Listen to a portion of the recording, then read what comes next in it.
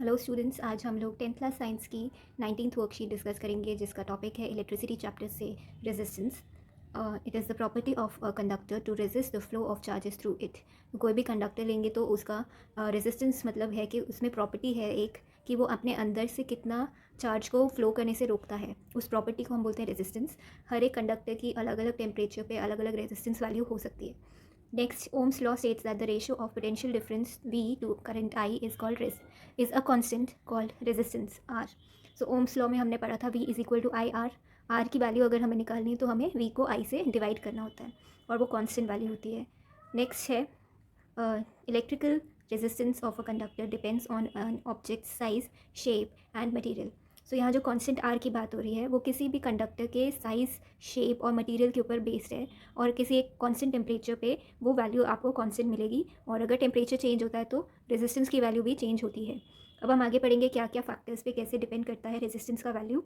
Resistance of a conductor at specific temperature depends on the following factors. First is length, second is area of cross section, third is nature of the material.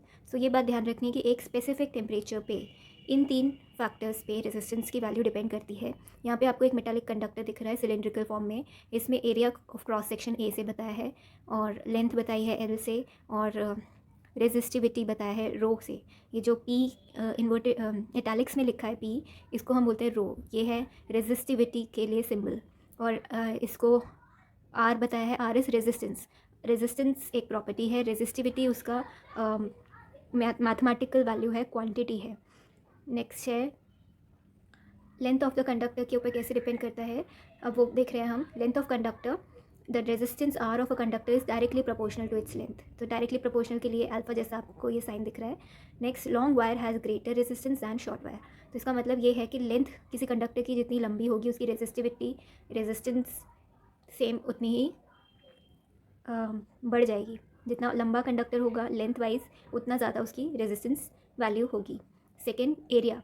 area of cross section of the conductor. The resistance R of a conductor is inversely proportional to its area of cross section. तो यहाँ inverse relation है तो 1 में करके लिखते हैं. Direct proportional होता है तो सीधा सीधा लिख दिया जाता है. इन्वर्स में 1 करके लिखते हैं. सिंबल वही रहता है बीच में प्रोपोर्शनैलिटी के लिए. A thick wire has less resistance than a thin wire. तो इसका मतलब ये है अगर इन्वर्स रिलेशन है प्रोपोर्शनैलिटी में तो अगर कोई रेजिस्टेंस किसी कंडक्टर में हम देख रहे हैं तो अगर उसका एरिया ऑफ क्रॉस सेक्शन ज़्यादा है as compare to some other conductor तो जिसमें ज़्यादा एरिया उसका रेजिस्टेंस वैल्यू कम होगा और जिसका एरिया कम है उसका रेजिस्टेंस वैल्यू ज़्यादा होगा. नेक्स्ट है nature of the material of the conductor. Insulators have more resistance than conductors. तो नेचर पे भी डिपेंड करता है कि मटेरियल जो है वो इंसुलेटर है या कंडक्टर है. तो इंसुलेटर अगर होगा तो उसकी रेजिस्टेंस ज़्यादा होगी, वो ज़्यादा रोकेगा करंट को, और कंडक्टर होगा तो उसकी रेजिस्टेंस वैल्यू कम होगी. Next, R insulator is more than R conductors. Next है temperature. Temperature of the material. Temperature पे भी डिपेंड करता है रेजिस्टेंस की value. Resistance increases with temperature. Cold filament has less resistance than a hot filament. The higher the temperature results in higher resistance. So ये चीज़ आप देख सकते हो हीटर में जो चीज़ यूज़ होती है नाइक्रोम वायर या कोई और वायर, वो जब हीट हो रही है तो जितना उसमें आपको रेडनेस दिख रहा है और जैसे जैसे कोल्ड होती जाती है तो उसका वो रेडनेस ख़त्म हो जाता है. तो मतलब जितना वो उसका रेजिस्टेंस पावर है उतना वो करंट को अपने अंदर रोक रही है, आगे फ्लो नहीं करने दे रही और वो करंट एनर्जी, इलेक्ट्रिक एनर्जी जो थी हीट एनर्जी में वहाँ पर कन्वर्ट हो रही है. तो जितना ज़्यादा उसमें रेजिस्टेंस होगा वो ज़्यादा यूज़फुल है कोई भी हीटर या हीटिंग एलिमेंट बनाने के लिए. सो यहाँ पर टेम्परेचर पे कैसे डिपेंड करता है. रेजिस्टेंस डायरेक्टली प्रोपोर्शनल है टेम्परेचर से. टेम्परेचर इंक्रीज़ होगा तो रेजिस्टेंस भी इंक्रीज़ होगी.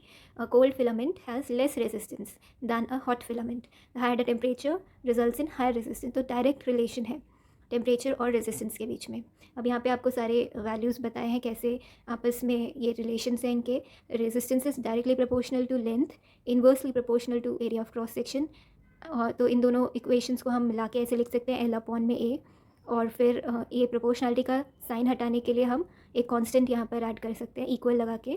तो R is equal to rho L/A where rho is the resistivity of the material of conductor. तो रेजिस्टिविटी भी एक प्रॉपर्टी है कंडक्टर्स की.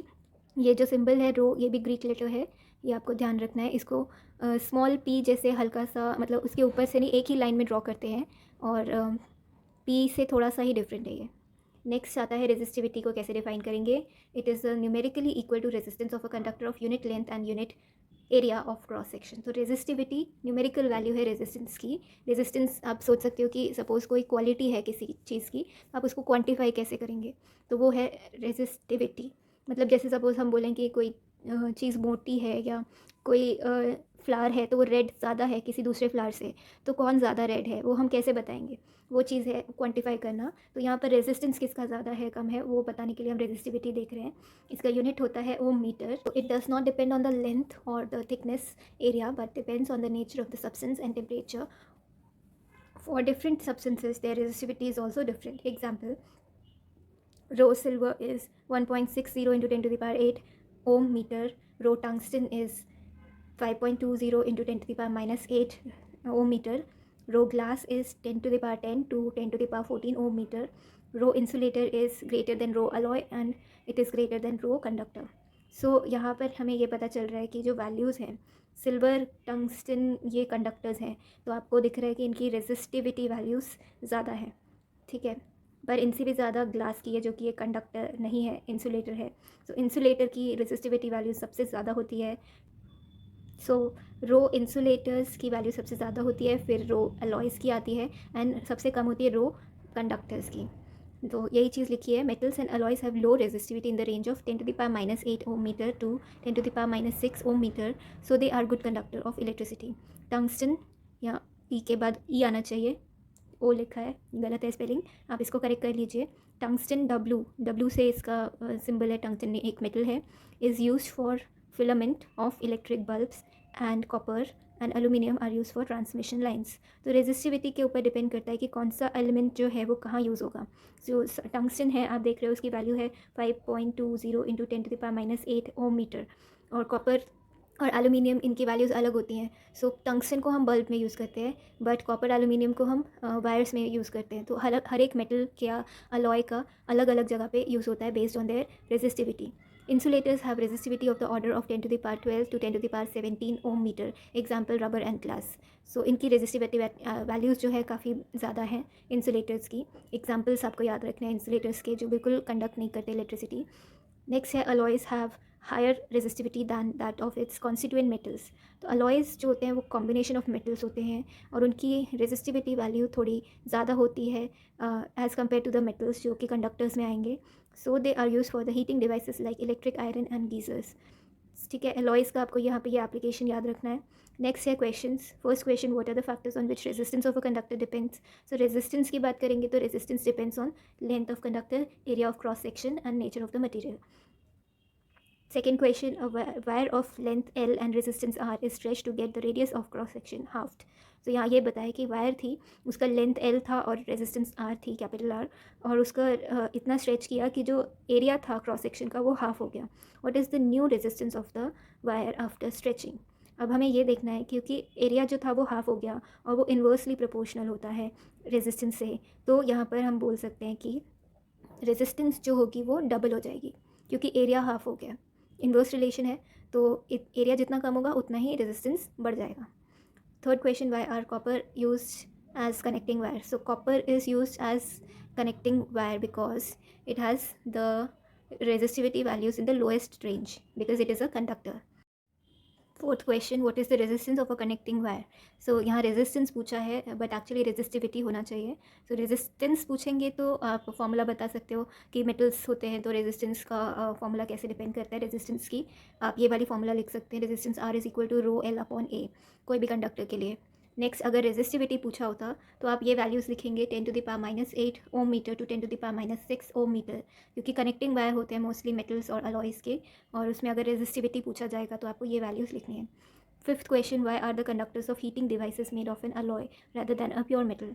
तो इसका आंसर आपको यहाँ इस लाइन में मिल रहा है, alloys have higher resistivity than that of its constituent metals. क्योंकि उनकी रेजिस्टिविटी हाई होती है तो उनके अंदर जो हीटिंग कैपेसिटी है वो भी ज़्यादा होगी as compare to the metals जो जिनको बना के वो मिला के वो अलॉय बनाया है। सो इसलिए उनको हीटिंग डिवाइसेस जैसे कि इलेक्ट्रिक आयरन या गीज़र में यूज़ किया जाता है। सो आई थिंक ये वर्कशीट आपको अब क्लियर है, और अगर कोई भी क्वेश्चन है, डाउट है तो आप नीचे कमेंट सेक्शन में पूछ सकते हैं। Thank you.